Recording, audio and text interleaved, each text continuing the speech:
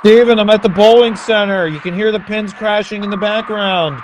I'm going to be home tomorrow to do RAWtalk. You got to delay it. Yeah, delay today. Delay today. Steven, I miss my desk. I miss being home. I miss your food. My routine, which is part of my food, is my routine. My gym, my working out. For as much as I want to be doing things and on the road, I really miss I'm not going to call them creature comforts, my routine. Creature comforts. My routine, like my breakfast, which is just drinking protein, my lunch, which is eating Walkworks, my dinners, which are good and not Texas Roadhouse, what's wrong with that? Which is where I ended up the other night with Stu from the bowling. Sounds great. Good pick, Stu. Yeah. Did you see me ride the thing at Texas Roadhouse for my birthday? It was the day after my birthday. Ride it as in sit there?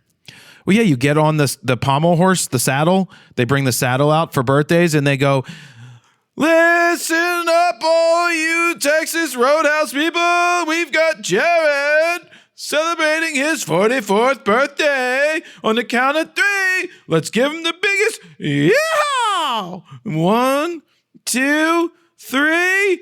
Yeah! Woohoo! And then Mickey comes out and he goes, "That's right. Happy birthday, Jared, from Texas Roadhouse." That's right. So funny. Hey, does he have teeth? Because I still don't think he has teeth. I'm not going over this again. I don't want to ever see an AI scary Mickey with teeth again. Print it out for your daughter. Oh, Jesus. You know, Texas Roadhouse is they have the best rolls and butter in the history of rolls and butter because it has those really warm and gooey, soft rolls, which are probably full of sugar. It's great. And then they have the cinnamon butter that is so freaking tasty. So that's my dessert is one roll. The best. Yeah, one roll. I get grilled chicken there with really bad vegetables because they're always really terrible. Broccoli and carrots are horrible. And I get some steak fries without their seasoning and a Caesar salad and 7 glasses of water. And that's my dinner there. Very good to know. The shit about being on the road, the hard part is so I'm going to talk about the bowling in a second, but they don't exactly they bowl in middle America type places, which is, I guess, most America at this point, which is strip malls, chain restaurants, and nothing really healthy. I'm sure there is healthy stuff. You just have to find it. Yeah, I just don't know where to go. But the problem is at 9:30 at night, it's most places that are like that, mom and pop restaurants are already closing during the week. And so your choices for food, because the bowling decides that they're like, oh, let's start at 10 a.m. for the first block, and then let's do 6 p.m. for the second. So everybody's done at 9:30, instead of like, hey, let's start at 8 a.m. and then start at 3 p.m. so that we're done in a reasonable time. But what am I talking about, people? I'm talking about bowling.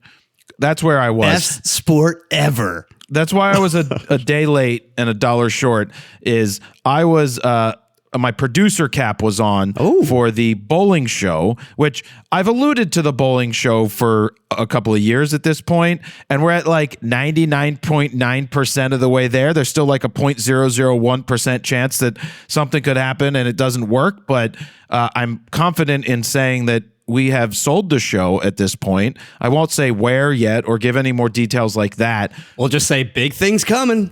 Big things coming. Which I refuse to have said. I refuse to say it, but I'm hinting at it. No, I'm not hinting at it now. I'm saying that it's here. I'm just messing with you. Fuck you, Steven. I'm saying that it's here, and I didn't 3 years ago be like, big things coming, and then 3 years later it happens. I like to have things happen and then discuss it. So we pretty much have sold it and got the green light to go ahead and create the bowling show, which follows in the footsteps of things like F1, Full Swing, the tennis one, any of the NHL following the Winter Classic stuff that started it, the Hard Knocks. It's very similar. It's behind the scenes, all access to professional bowlers. And what makes it so unique with professional bowlers is these are professional bowlers. This is a professional sport, but they don't have a lot of respect and they don't make a lot of money. There's potential for some money, but they're not making $20 million a year. They're not flying in private jets. They're driving in their Escalade. No, not Escalade. I was They're going to say, no, not their that. Escalade. What's that car? What's the Ford Explorer? No. Kyle Troop has upgraded to a Ford Explorer from his Telluride. He had a Telluride, but these guys are driving 12 hours today to get from Delaware to Indianapolis to get to the next tournament. This is the stuff that the story is all about, is the off the lanes, and that's what we're documenting. The fact that they basically live a double life to a certain extent, where when they're on the lanes, they couldn't be any more famous, and the second they step out of that bowling center, they're kind of back to being a normal person. You don't see that really in any other sports. It's a very humbling profession, and that's where it seems the story really is. But I'll give you a case in point. One of the cool behind the scenes thing is there's this new kid named Cameron Crowe. He doesn't look like Cameron Crowe. I love his movies. He's a 23-year-old black kid who throws the ball, a lefty kid who crushes it. Like, he makes the pins go boom right to your face. We bring the boom. The double chunk chocolate cookie. This is Big Justice, and I'm Big Justice, and I'm eating a chicken bake. That's right.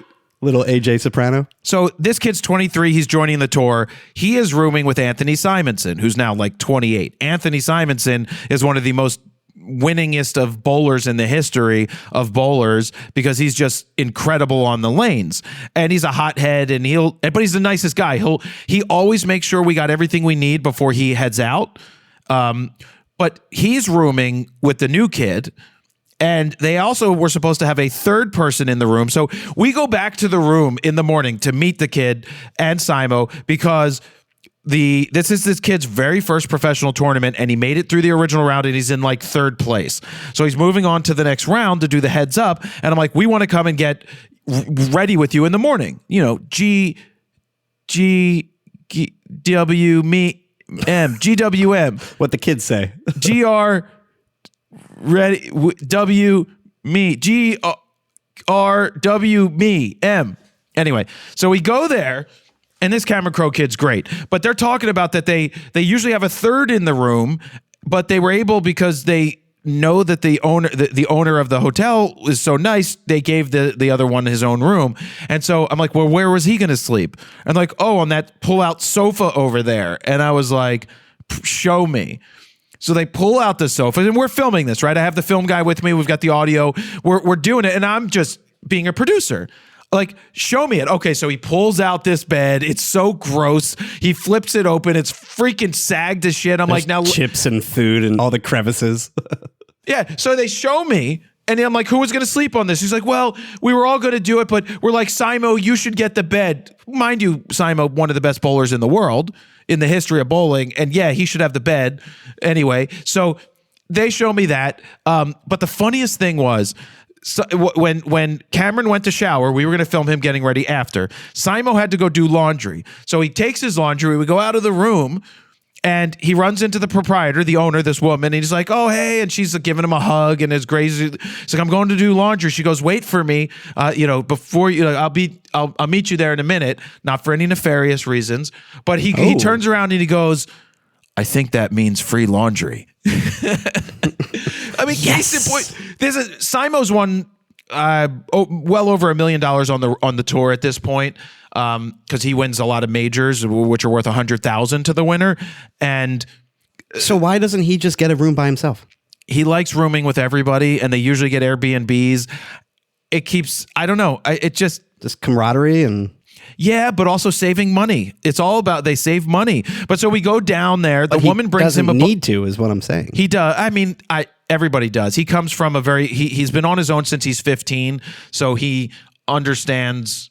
You know, he's been there, right? He's been without anything, so he just saving his money for something. But we're down there. She brings him quarters, and I think one of the coolest things that we filmed is Simo putting quarters into the laundry machine, but every time he puts a quarter in, it makes a digital noise, and so it's like boing, boing, but 7 times. It's like the Sonic coin. Yeah, it was like bing. And I stayed quiet, and he was quiet, and the guy's just rolling, and all you hear are like 7 quarters in a row to make that noise. And to me, that's what we're trying to cover. Is like, it's the little bit of the hokiness, right? It's not to be totally serious, but there's a comedic factor to it. But they are professional athletes, not like making fun of them, but funny stuff. Can't wait till it doesn't make the cut. And that's going to be the one thing you point out. What happened to the coins? Like, the coins are doesn't make sense to the story at all. But what about the coins? Yeah, the coins. Because that's something you would do. Point out something that doesn't really matter. But that's the point. It's meant to be kitschy and funny, but still have a seriousness to it. Yeah. So what we're doing is... So why didn't you invite them back to your suite, Jared? Meanwhile, you got a king-size bed by yourself, living like a king. No, I have a regular room. A regular shitty room. Man, you walk amongst us? Yeah, wow. I could sleep in a regular room like the rest of them. I don't want to eat the same food, but you know. Let me just. So I'm an executive producer of this series. One, it originated with me, and then teamed up with someone who's done shows before, and we grew it to get to these other companies, which I've talked about in the past, and we've had some false starts, and we've had some cancellations, and we've had some, this might work, and then this might not work, and I'm like, I don't see how this doesn't sell. As of right now, it's sold to a very good home, and think of it like you're kind of making a pilot, because we're making a bunch of episodes, but if it goes well and they like it, then they sign on, and it's like, okay, we go bigger. And that's the plan. That's when Jared buys his church. And keep in mind, most of the times executive producers get tied on to people with the money, people that are investing in the project and not really doing much on the actual set. But there's also the executive producers that actually do a lot, and that is what your role is this time around. You're actually in the trenches doing the real work. And I commend you for that. Yeah, well, I didn't enjoy the first day of it the other day.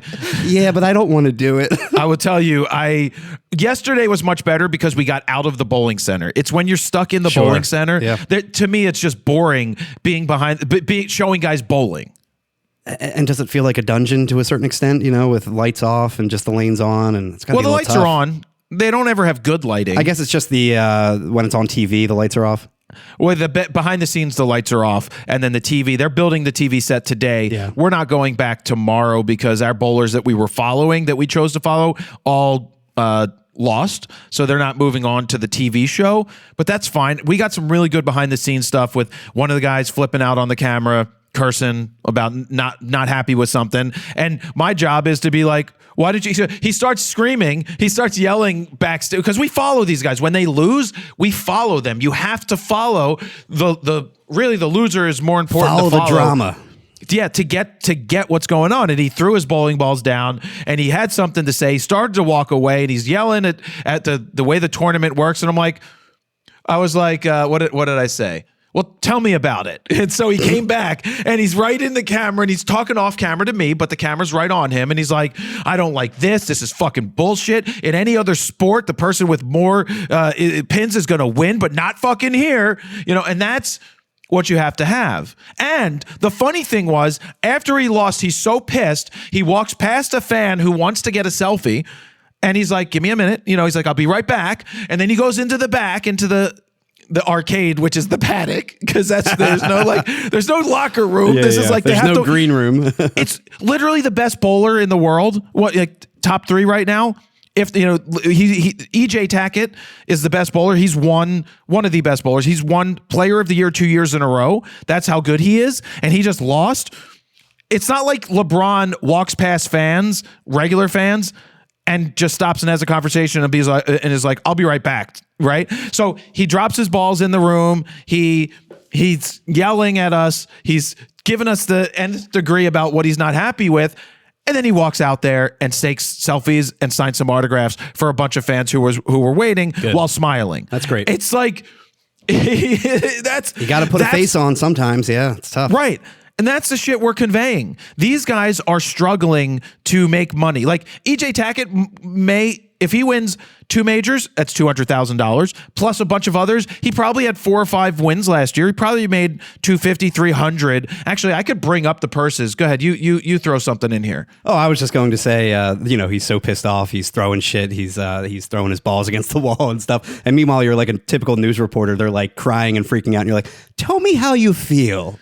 Yeah, basically. What do you mean? I was like, tell me about it. No, but they love it. They love talking. And like, so the new kid, Cameron Crowe, was really happy in the morning, really up. He's fun. He's funny. And he lost. He's making movies. Yeah. He's listening to Pearl Jam. I was like, what went wrong? And he's telling me, and he's like, but it's a good learning experience. I'm happy that I got this. And I'm like, are you really? And he's like, no. I'm like, then I want to hear that. Going all Tell Dr. me Phil you're on not him. happy. Yeah, tell me you're not happy. And then he goes into the paddock, and I was a little late to follow him because I stopped to talk to Anthony Simonson, who's friends with him, to say, to give a little word. And then we went into the paddock, and he's just sitting on a chair in the dark with all the bowling bags from other people just around with his head down and he already took off his mic, but it's good. We got like 30 seconds of him just sitting there. And of course, someone walked by from one of the PBA people was like, hey, we haven't met yet. And he's like, oh, hey. And then he goes back into like somber mode. But that's, we're showing the ups and downs of all of that. And that's the tough thing too about dock work is, you have this somewhat rough story in your head of how the day is going to maybe go, and it could all change in a flash. You might be following these bowlers that you think are going to move on to the next round, and they might not. And everything you got might only be 2 minutes in the final cut because it doesn't really matter in the end. That is correct. So I just pulled up the PBA rankings for last year, the 2024 rankings, which gives us the money. How much do you think EJ Tackett made as the number 1 ranked bowler with the highest points? He did 19 events. He had 2 titles, and he cashed 16 times in 19 events. This is gross pay we're talking about? Well, yeah, the prize purse, like what he took home. Not what he took home, but what he made on the lanes. I'm going to say 300,000. $265,792. Which is good. Don't get me wrong. That's very good, but so let's see. By the time we get to 8th place, a Canadian, Zachary Wilkins, made $70,188 in 14 cashes. And I wonder how much, paying for the hotel rooms, paying for the gas, paying Correct. for all of that, how much that takes away from that final net pay. They have to pay for their food. I'm pretty sure they still need to pay to enter the pay to play. Pay to play. Oh, wow. I still think it's like $250 or $500 entry fees, which they might be doing away with. Like that's something we need to be like, how is this a professional sport and you're charging these guys entrance fees? Yeah, that's bullshit. So the 7th place guy, 8th place was 70,000. Oh, that's weird. I think you already read that one. I did, but what's interesting is the 9th place guy actually made more money. Interesting. They're doing it because they're doing rankings by points. So the win, you get 100,000 for winning a major. So like David Boog Krall cashed 7 times, made 128,000, which is good. How did Jesper Svensson cash 13 times and make 168,000? Good for him. Holy shit. There's a couple of guys making some money here. So in between all of this, are there such things as endorsement deals, stuff like that, money on the side, like a normal sports player might get asked to do? Yeah. To make some extra money? Or okay. I mean, we talking about big deals or just like, here's $500 to endorse, to throw my logo on your shirt or something? It's like $5,000 to throw a logo on the shirt for the entire season. For televised events, I suppose. Yes. Oh, okay, entire season. No, they wear it the whole time, but it doesn't really get you very much. Like, here's a guy that I like on the road, Richard Teese. He's from Hampshire, England. He's on tour. He made $37,933 last year in 16 events, and he cashed 8 times. He only made $37,900. That's tough. That is really tough. Yeah. I mean, you're making minimum wage at that point, pretty much. Yeah, I mean, I'm going down this list. I mean, Tommy Jones. Tommy Jones is a Hall of Fame bowler. made $25,250 last year. He cashed 6 times, which is crazy. Here's a guy, Jacob Buttriff, and we'll move on, made $33,850 last year. He cashed 8 times. This is a kid who's made some good money. He's going to be in the finals coming up. I think he's first place, so he's guaranteed maybe 15 grand in the first tour, or the first thing. It's just nuts. So I'm always interested in the behind the scenes look of these shoots, doc style. What are we talking about camera wise, audio wise, lens choices? How many people are with you? Is it a skeleton crew? Well, this was a skeleton crew because next week we're supposed to start filming at a major, which we may have 2 or 3 film guys and sound people. Which I still consider a skeleton crew. It is smaller. It is smaller. Let me get to that in a second, but I want to talk about the prize fund real quick for the current tournament. First place is $30,000, and this is one of the not majors. So first place is $30,000, second place is $18,000. By the time you get to third place, you're at 13. Fourth place is 10. Fifth place is 9, and then 6th, 7th, and 8th are $7,500. And mind you, you have to stay in a place for 3, 4, 5 days. So you're paying for food, you're paying for hotel. They might get discounts on hotels through a special rate, right? But you made $7,500 for that week. Also, keep in mind, this is not the entire year that they're on the road. What is the actual season for bowling? What are we talking? It's only like 3 January months. to March. There's only like 18 tournaments now. There used to be like 38. So even if you're making $37K in that 3-month period, that's not terrible if you still have a full-time gig that you're going back to for the rest of the year to make up for the rest. They generally don't have full-time gigs. Like even the lower end guys. No, but so you were asking, they do have sponsors and they're ball sponsors, right? Like Storm and Brunswick. So a lot of them are on the payroll, like they're like employees of, because they go and they do clinics for these people appearance and they go fees, to events. Yeah. Yep, appearance fees. So they do that. And so, but the top bowlers like Jason Belmonte can have a big deal. He has his own balls with Storm that he develops, and he gets paid every time a ball sells. Wow. He does private events where it's a Belmo experience. Pay him X amount of dollars, he'll fly in and you can bowl with Belmo for a group, right? So there's ways that these guys make money. Not so much the traditional advertising route. They're not in the public eye, except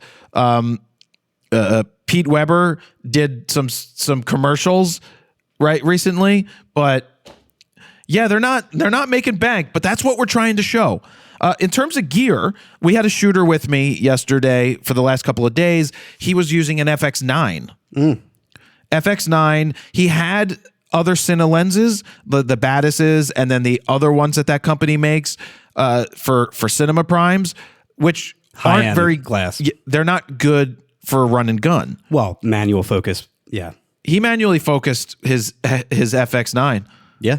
He was using a 24 to 70 2.8 version 2. That's tough for doc work, but I couldn't personally do it. I mean, kudos to him for pulling it off. I think he did a good job with it. Yeah, From what I saw, I think he nailed it. But we did have the conversation about autofocus, and he's like, it's really good these days. There's that old school mentality that autofocus is not very good. So a lot of the real quote unquote shooters are still doing the manual focus.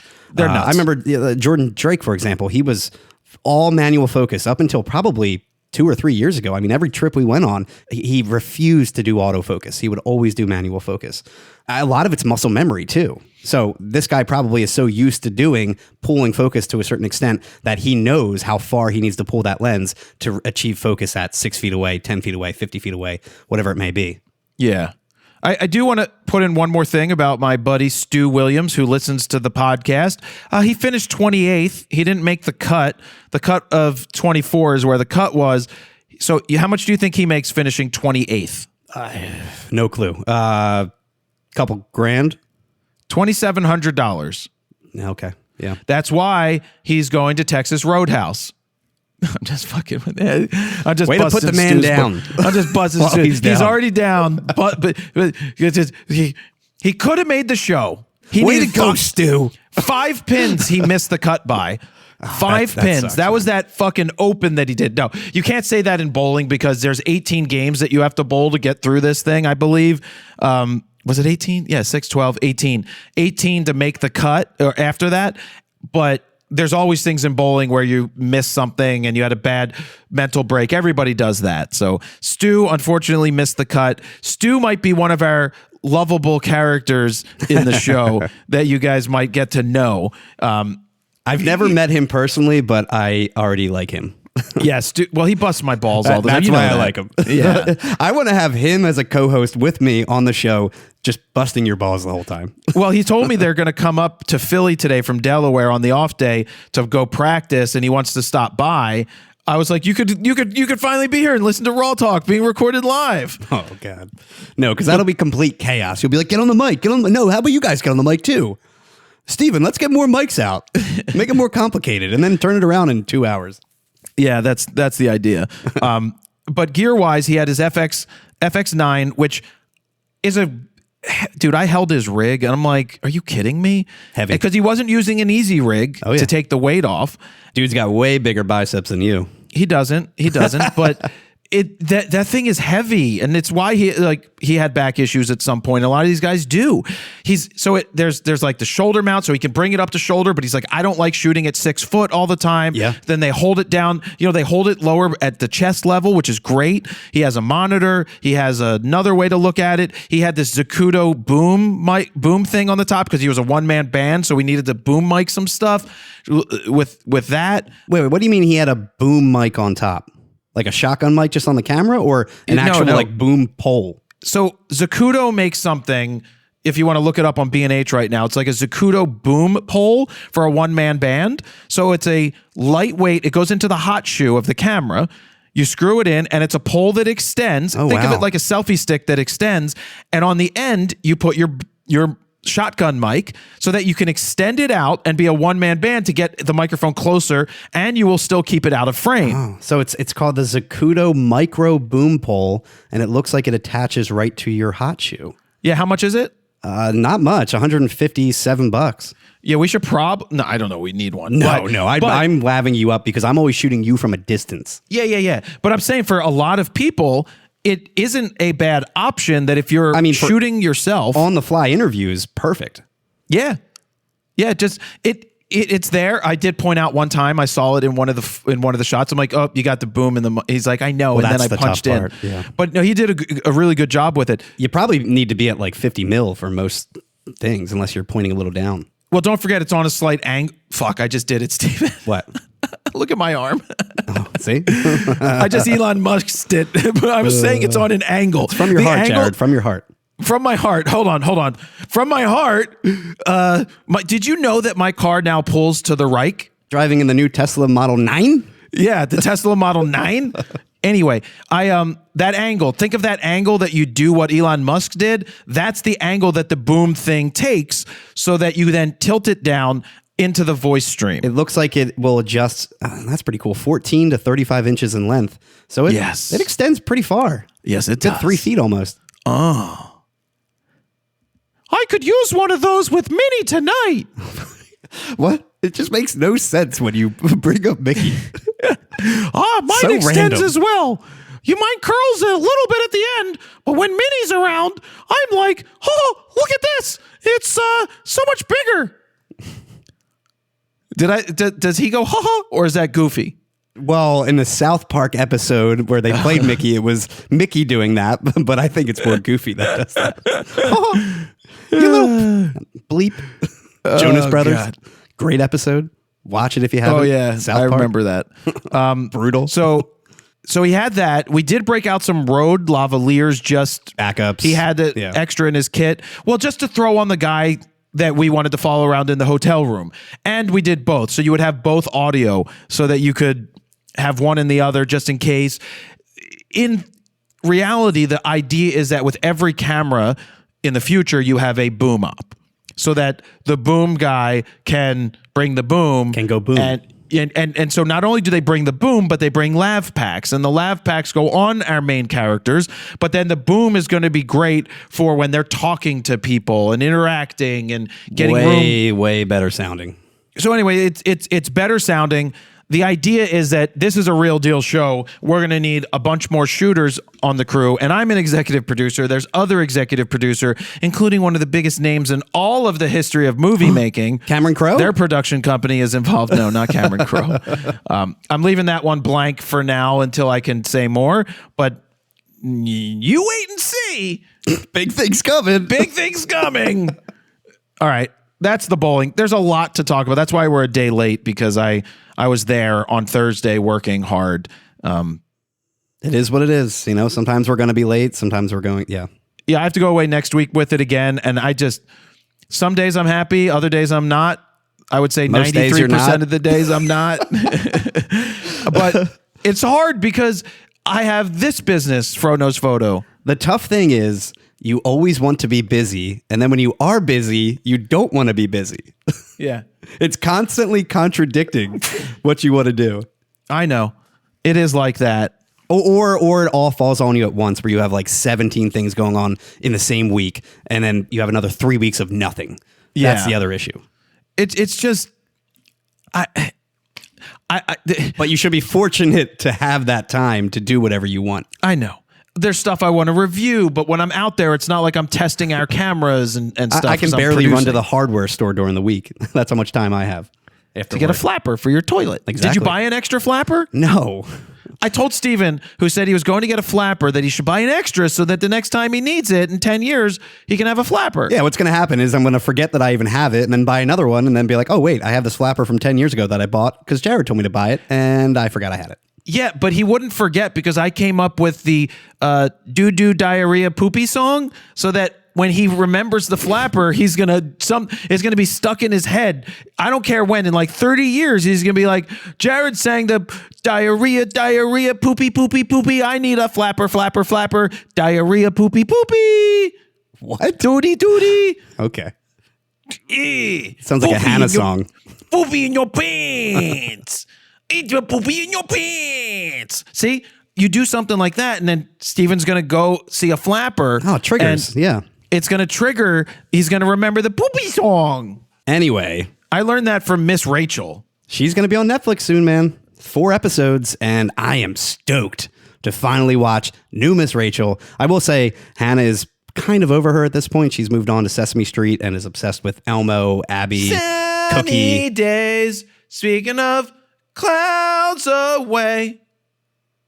Yep, sounds just like that. But she has kind of moved on. But hopefully the new Miss Rachel will get her back on track. Yeah, and then her OnlyFans starts soon. The one last thing I want to say about the hotel that kind of pissed me off, for breakfast, I asked for bottles. They had ice water. I don't want ice water. I want just regular tap. I want regular water. I'm like, hey, can I get a bottle of water? Oh, unfortunately, you could get that at the front desk. They charge. Then they have a whole refrigerator of moo juice. You have milk, chocolate milk. You got Faggy. Whoa, what? Faggy. The what's it called? What is the Faggy? I don't know what you're saying. It's the stuff that people eat. The Yogurt. Faggy. What is Faggy? You don't know the brand Faggy? I don't know. Fage? Is that how you say it? I think it's Faggy. It's guy. Oh, geez. No, it's. I think it's Faggy. It's not Siggy's. But why can you give me all of the juice and all of the bottled milk and bottled chocolate milk, but I can't get a bottle of water? It's because I'm Jewish. It's definitely because of that, for sure. It wasn't from her heart. Did you show him your necklace? No, I don't wear that. I stopped putting it on. I'm kidding. No, when I wear a scarf, it gets stuck in it, so I don't want to. Yeah. I don't want to do that. Plus, I made my point long enough. Yes, you did.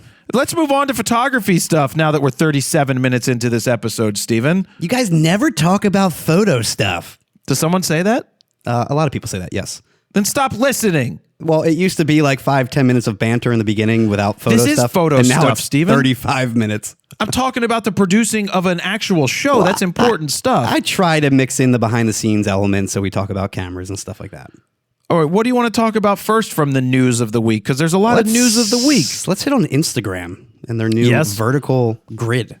Looks like shit because I think everything's a video now. Well, I think that's what they're going after. I mean, it's ironic that they happen to drop that new grid, all rectangles, vertical, when TikTok got banned. Yeah. Because they're trying to be the new TikTok. Everything is vertical these days. I think Adam Mosseri said that the vast majority of what is uploaded to Instagram today is vertical. And that was the main reasoning behind it. Do you know whose grid now looks terrible? Peter's. Because it messes up his grid style. He had the most beautiful grid style ever, and now it's all messed up because, he would do it a certain way, and now there's a lot of extra weird white bars and stuff that just don't make sense. Well, that's the hard part is people that designed their grid specifically to be looked at as a grid, not individual pictures, like when they, take certain pictures and stitch them all together throughout the grid, completely messed up at this point.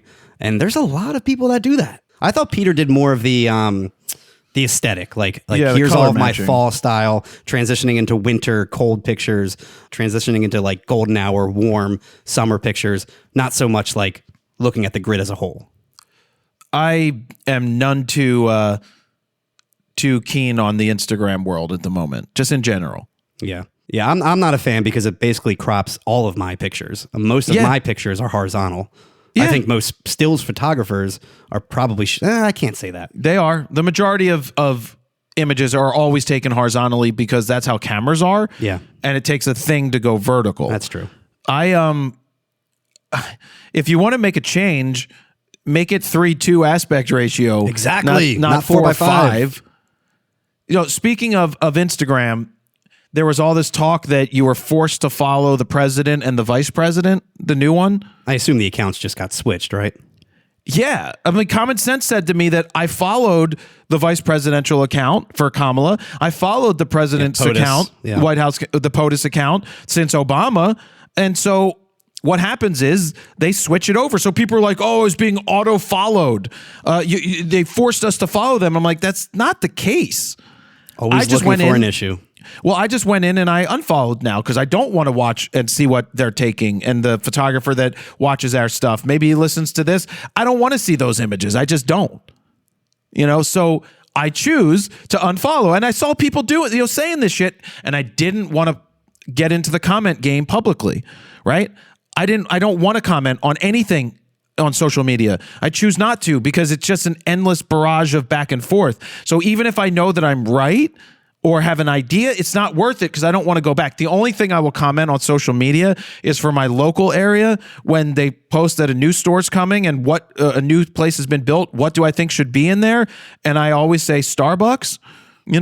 It's a thing locally. I know. Yeah. Steven doesn't care. I don't care. I don't care to comment publicly. To get into a fight, to be a keyboard warrior with somebody that I don't know. What's the point of winning that war? It's just not worth my time. That's my thing. Yeah. So I just sent some messages to friends who posted about it. I'm like, look, here's what I believe is happening is they swapped accounts. It's the same account, but now it's a new vice president. How is that not common sense? I don't know, Steven. Yeah. Well, everything's a conspiracy theory, so. Well, I just chose to unfollow it. So I don't think the Instagram updates are great. Their focus is like trying to be TikTok. Mark Zuckerberg is really good at stealing everybody else's ideas and incorporating them into his own. He hasn't had an original idea since he came up with Face Smash, which wasn't original anyway because Hot or Not already existed. I mean, like I said, this change happened right after the ban for TikTok. It was that Monday or Tuesday. I think when TikTok just got reinstated, they announced this just a little late, but I feel like they're trying to welcome those TikTok users. The part that sucks for some of those TikTok users is if they deleted the app, it's still not available in the App Store, and it won't be. So they're left without TikTok because they deleted it. Do you know why? Why? Because regardless of what the president says, he doesn't have the power to override what Congress and the Senate passed when they banned it. Of course. So what's happening is there was legislation and there was wording in it that threatened companies like Google and Apple with billions of dollars in fines if they go around the order.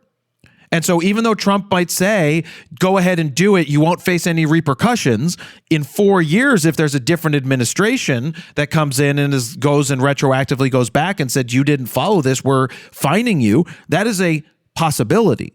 And so they have to follow the law regardless of what the president thinks that, when the law doesn't exist to him. So just because he says it doesn't mean that it can happen. So moving on, there's a few minor news stories. Fuji came out with a new, what is it? Evo WIDE.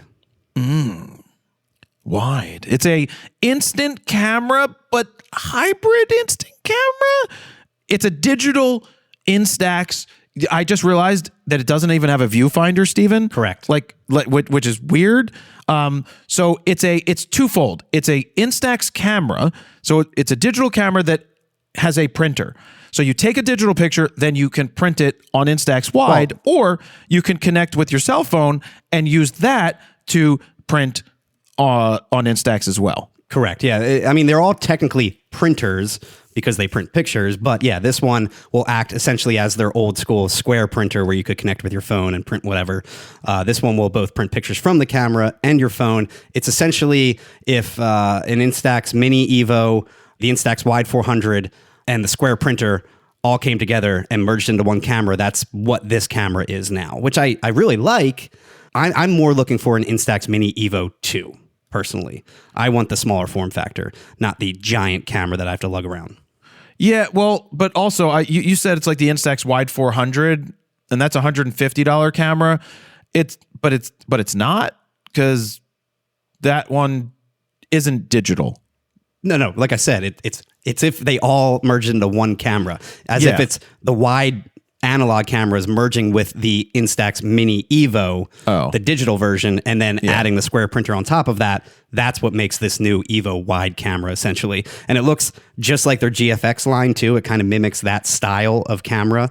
I think it's best of both worlds. I personally do like the analog and digital aspect of it. There is no analog. There's no analog. The printing part I'm talking about. Like a physical, tangible picture. Oh, I see. When you say analog, I think like it takes a picture non-digital like a regular Instax camera. This doesn't. Yeah, it takes a digital picture and prints it via the Instax square printer that is basically built into the camera. Which is why I don't like it. I love the printer. Love that. Same. Love the fact that I could have a printer and take a picture with whatever camera I have and then hand it to someone. Like I did it with the Fuji X100 back in the day and that Instax printer where you could transmit to it and print from your phone, and it was awesome. But to me, when it comes to Instax and Polaroid, my whole thing is it's one and done, and it shouldn't be in my opinion, take a picture. Oh, I don't like it. Let me take another one and then print it. I just like the one and done aspect. I do agree with that, but on the other end of that argument, I do like that I don't have to print every single picture that I take. The main reason that I don't use my Instax, I have an old Instax Mini from years ago, I don't bring it around because of the cost. Because of the cost of the film, I'm spending $20 every single time I go out and take that camera and take 20 pictures. You know, it's a lot of money. It's a big expense to bring that around. Say I brought that every weekend. I'm spending hundreds of dollars in film. And also, where am I going to store all these Instax pictures? I like the fact that now I can really pick and choose which picture I want to print out. I can bring it around my nieces and nephews, and instead of them blowing through 20 shots because they like the printing part, they can still use the camera, and then I can print only the ones that they really want to use, and I'm not going through, again, $20, $30, $40 worth of film every single time I use it. Or just get a real camera. Yeah, but it's still, I don't know. I think these cameras are really fun. I love the fact that they're not expensive. I mean, this one's a little more on the expensive side, being $300. It's twice as much. It's $350. And the fact that the film is running you about $1 per shot versus, say, 75 cents for the Mini. But, you know, it's a wider print, so it makes sense. But I do think the film is still very expensive. It's not impossible film expensive like Polaroid. And garbage. Dude, yeah. real quick, let me run down these specs. This one now has a high-res, larger sensor than the Mini Evo. It's now a 16 megapixel, 1/3-inch sensor versus the 5 megapixel one in the Mini Evo. It now, what I really like, has a 16 millimeter wider f2.4 lens, and it has a quick instant crop option for a 28 millimeter equivalent lens. I think that brings you down to like 5 megapixels as well. So you now have kind of two lenses built into the actual Evo itself. And it's a bigger 3.5-inch screen. Like you said, no viewfinder, which give me at least that cutout window that I can look through and frame my picture. Just make it feel like I'm taking an actual picture and not looking at the back of a screen. I want that option at least. It has face detection, autofocus now. No, whatever. I think it might be the first in an Instax camera. I find that weird when you're shooting at 16 millimeter because almost everything's in focus anyway. Like why, unless you're taking a selfie really close, there's really no need for that. But I really like the film and the lens effects that it has built in digitally that you can do. It's not analog, but it's still pretty cool. And I like that you have this little printer wheel that you wind to print the picture. It's a fun camera to use. It's a fun camera to bring around.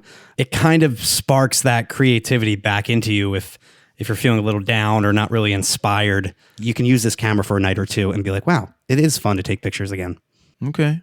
That's my thoughts on it. But in the end, I still want a smaller Mini Evo version 2 that has all the extra bells and whistles that this one now brings. But kudos to Fuji. I do like this new Instax Wide Evo.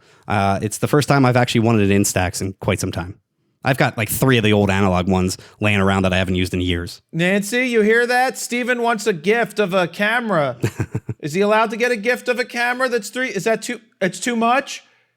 He's not worth that much? How dare you, Nancy? That's Steven you're talking about. Damn it, Jared. I mean, Nancy. Hey, if Dan listens right now, he gets a free Evo. Free Evo. No one say anything to Dan. Free Evo if he gives me the code 767-923-5424A1B. And $50,000 in cold cash. No, not the last part. In movie money. Next up, Canon released a new lens that Steven wants to talk about. I just want to talk about what the lens represents. It's a new 16 to 28 2.8 IS STM lens. Still hate that they're using the STM motors, the older motors, not the new linear super fast USM motors or nano USM motors. This to me represents the new beginning of an affordable, quote unquote, air quotes, non-L Holy Trinity or Hebrew Trinity in your case. So this essentially pairs with the current 28 to 70 2.8. So now you'll have the 16 to 28 2.8 covering the wide end and then a 28 to 70 for the mid range. And then I'm assuming they're going to come out with a 70 to 180 maybe like the Tamron offers or a 70 to 200 2.8 non-L. That's more affordable in, say, the $1,200, $1,300, $1,400 range. And then you're now getting that Trinity for $3,000, $4,000 instead of spending double on the L versions. I would have loved to have a Trinity like this when I first started out with Canon years ago. Now, it's kind of like they're building their own third-party lenses. I still think they're a little too expensive. I think they should be a little less. But it is nice to have a constant f2.8 aperture zoom lens. It's like $200 more than what Sigma's version, or $200 to $300 more than what a Sigma would be. Yep. So it's first party pricing. Yeah, I have the 28 to 70 here. I still haven't finished doing anything with it, but I wondered, did I even offload those pictures? I used it recently. No, I didn't use it recently. I'm just going to have to do it all over because I don't remember what I shot, if I even shot anything. I don't think you did shoot it. I think you brought it around, but I don't think you shot it. I think I may have taken it to a basketball game. I don't recall. Now, also, these lenses are more of the budget side. They're external zooming. They don't come with a lens hood, which is such a weird thing. Bullshit. I don't like. Why not include that? What's it cost Canon? A couple dollars to include that? I just don't. I don't get that. It has the STM stepping motor. It does have IS, which is nice. It has the smaller filter thread, just like the Tamron's, 67 millimeters, 9 aperture blades, which isn't terrible for a budget lens, but it comes in at 1150. I think it's a little too expensive. The nice thing is it does kind of fall in line in between their current wide angle zoom range. So their 15 to 30, that really cheap 4.5 to 6.3 lens, like kit lens basically, that's $450. And then you step up to the 14 to 35 f4, that's $1,300. And then you have the L version, the 15 to 35 2.8, and that's $2,200. So this kind of falls right in between all of those lenses. And it's nice to buy a 2.8 constant lens instead of spending over $2,000 for an L version. Yeah, it's a nice little option to have. So more Canon rumors hitting us with the R5 Mark II potential firmware update? Yeah, just bear with us, guys. A lot of Canon news. We're not trying to pick only Canon stuff. It just happened to be Canon and Fuji this week. Beep, beep, beep. What's that Put sound, the money Steven? over there. No, not there. That's the stack from last... No, over there. Yeah, oh, perfect. That's right. Not for Dan. It does not go in the Dan pile. No, that's the pile if Dan listens. Yeah, no. That pile is infinite at this point because it never listens. Oh, geez. Yeah, rumored firmware. It's expected to come ahead of CP Plus. We hinted at this, I think, last week. So hopefully at the end of February, this will come. We'll see. They're saying that the R5 Mark II is going to get 4K 60p fine recording now, oversampled 4K from 8K. I always wondered why they couldn't do this in the first place. If they can churn out 8K 60 RAW, even if there's a time limitation for heat, still at least give us that option. I mean, they have a cooling fan grip. So why not give us everything the camera can do and let us buy the cooling fan if we really want to do 4K 60 or limit us to 10 minutes, whatever. Give us the option. So that'll be really nice because then this will compete better with something like the 3+-year-old Z8 that has had 4K 60 fine since it came out pretty much. Open gate full sensor recording, that'll be a first in a Canon camera. That's really nice for when you want to do vertical video for your new Instagram grid. Perfect. Nailed it. And then they're saying, this one I don't really fully get, APS-C full sensor recording in 17:9 aspect with 120 frames per second maximum in RAW. I don't fully get if that's saying, because they're saying full sensor recording. Is that saying it's going to be an APS-C crop 1:1 no binning option? I don't know. I have no idea. So I'm hoping that's what it is. It's just basically now you're going to get a crop. You can go in 1.6x with Canon crop, do video, but you're now getting a nice clean APS-C 1:1 recording. So no still updates mentioned at all. There has to be stills, man. It can't just be video updates. I would be very surprised if they didn't improve the basics, like we mentioned last week, like a single press button for pre-shooting with custom times. Yeah, and maybe the R1 one will come as well, but we don't have any news on that. The other thing that Steven told me while we were away, because I wasn't following the rumor site because I was busy being producer Jared. Oh, sorry, executive producer Jared. Get it right. Get the title right. Where my jacket says EP. That's right. There's a 410 megapixel sensor that Canon developed. Yes. What else does it say about it? Anything? All it says is that it will be used for security applications. Oh. So I don't think it's coming to still cameras anytime soon. Remember we saw that 250 megapixel one. What was that It was called? the Canon World Expo. World Expo. They did it every 5 years. 10 years. 10 years? Yeah, they didn't do one last time because it fell during the pandemic. Well, yeah, but they usually do every 5 years. So maybe it's 5. I don't know. It was 5, yeah. So I'm assuming we'll see this one at the next World Expo, but 410 megapixel full frame sensor used for security applications, really nothing else about it. I don't care for anything above like 60 megapixels personally. I think 45 is still the perfect sweet spot. I want a 410 megapixel camera that shoots at 40 frames a second with pre-capture, Steven. Raw. Yeah, no. So this probably will never see the light of day, like the 200 megapixel one never saw the light of day here. But for commercial applications, you could see the military wanting something like this with massive resolution that they can zoom in and see their target or whatever the hell they want to zoom in on. Last rumor, you had info on the Canon potential RX specs? RX? You mean RC? Oh, RC. Sorry. I'm confusing it with FX30. Well, speaking of FX30, yes, this might be the competitor to that. And I think I was wrong, by the way, last week or 2 weeks ago when I said the FX30 came out first. It was the FX3 that came out first, followed by the APS-C version, the FX30 from Sony. Canon Rumors is saying, we don't know if this is going to be a camera in a new segment, if it's going to be an R7 Mark II, if it's going to be the recently rumored RC, which again, we're thinking is going to be like an FX30. We don't know which camera this is going to be. All they know is that this is new rumored specs for an upcoming APS-C camera from Canon. They're saying it's going to have a 24.1 megapixel stacked APS-C sensor. It's going to shoot 6K RAW, 4K up to 120 to 180 frames per second. Conflicting information there, they say. 1080p up to 240p, 30 frames per second max shooting for stills. Digic X and Digic Accelerator, so the latest processors, a new body design philosophy, and C-Log 2, C-Log 3, full HDMI port, and it's going to cost below $1,500. Wonder if it will be body positive. So it'll be a really thick body, huh? It's a thick body. Don't tell me that I'm out of shape. I'm in good health. Okay? It's a thick one.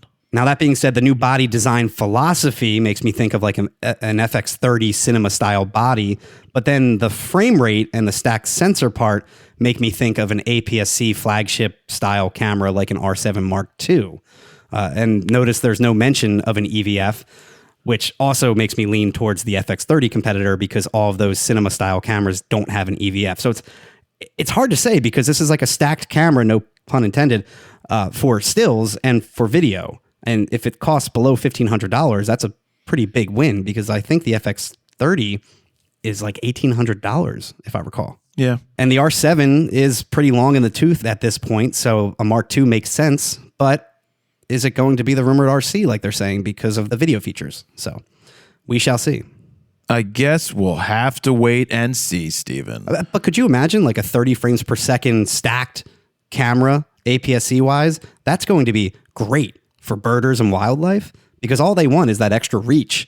But the complaint about the current R7 is that you really can't use the electronic shutter because of the rolling shutter and the warping. So now having that stacked sensor, you can actually use that 30 frames per second and still have that 1.6x crop. True that. And you get the Digic Accelerator on top of that. Accelerator. Can we wrap it up? I got a production call coming up, Steven. Sorry, Mr. EP. I also have to get Photo News Fix posted. There's other work that needs to be done by me. And I want to try and get this out as soon as possible because we're late. Yes, we're late. We didn't take plan B, so. 10 days late? She's 10 days late. She's 10 days late. 8675309. This is RAWtalk episode 136. We're calling it a day. We got to go get back to work and get this shit done. So thank you guys. If you get to this point and you realize in the future that an episode didn't drop, there's a reason it didn't drop. Just check Instagram. I usually update everybody on Insta stories with what's going on, and I did that last night just to make people aware. We know you love listening on Fridays in your car, in your commute. It is what it is. You're getting an episode. Anything you want to add, Steven? It's been a minute since I've said if you guys can review the podcast on Spotify or Apple Podcasts, please do so. It's been quite some time since we've seen a written review on there. So. Not if you want to do a negative one. But no negatives. I don't want to read 5-star, that. Positive. That's it. You know, from the bottom of my heart, thank you. But not for you negative haters. All right. That's it. Jared Polin, fronthousephoto.com. See ya. Bye.